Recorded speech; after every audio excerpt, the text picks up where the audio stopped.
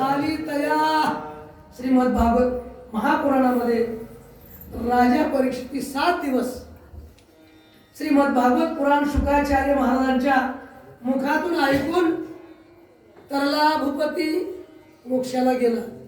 तसं या नगरीमधल्या 7 दिवस भाविकांनी दररोज नित्यनेम गाण्यावर पडला की नाही, दररोज कीर्तन, दररोज हरिपाठ, दररोज गाथा, दररोज काकडा, या कथेनं आज मुक्ती. 7 दिवस झाले आज, बरोबर आहे की नाही? 7 दिवस झाल्यानंतर आपल्याला काय करावं लागेल? आता शेवटी मागणीच करावं लागेल ना देवाच्या पुढे. देवा, आम्ही 7 दिवस अखंड हरिनाम सप्ताहामध्ये पूर्ण वेळ तुमच्या कीर्तनात, तुमच्या श्रवणात आम्ही घातले. आता मात्र देवा आमच्यावर तुम्ही कृपा करा म्हणावं लागेल का? म्हणून आजचा अभंग मागणी. पण तुकाराम महाराजांचे, जगतबंधूजी जगद्गुरू तुकाराम महाराजांचे अनेक अभंग आहेत. कोणती मागणी पर असतील, कोणती विनोदी पर असतील, उपदेश पर असतील, अनेक प्रकारचे अभंग आहेत. पण या अभंगामध्ये महाराज मागणी करतात.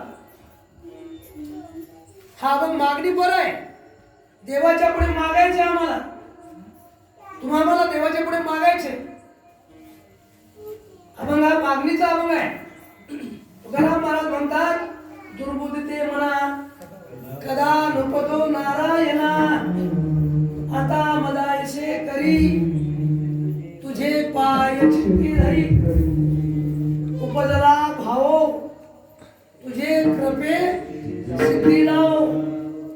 आणि शेवटी म्हणतात तुका म्हणे आता लाभ नाही. अभंग सोपं आहे. किती सोपा अभंग आहे. देवाला म्हणतात, देवा एवढंच करा, माझ्या मनाला दुर्बुद्धी सुचू देऊ नका, माझ्या मनाला वाईट विचार येऊ देऊ नका, हे माझ्या मनाला उपसू देऊ नका, म्हणजे माझ्या मनाला येऊ देऊ नका. आणि माझ्या मनाला जी इच्छा निर्माण झाली आहे किंवा माझ्या मनाची आवड निर्माण झाली आहे, उपजला भावो तुझे कृपे, मला जे आता इकडे जे ओढ आले की नाही लागले की भजनाकड, परमार्थाकड, ही सिद्धीला न्या देवा. ही अशीच शेवटपर्यंत राहू द्या. आता मला आयुष्य करी तुझे पाय, तुमचे पाय माझ्या मनात असावं, माझा भाव सिद्धीला जावा, हाच लाभ माझ्या आयुष्याचा आहे विठाला.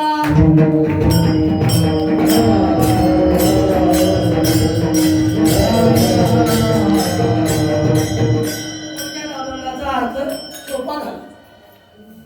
अभंग सोपा आहे, पण माणूस हे मागणी कोणता माणूस करत असेल बरं देवाच्या पुढे?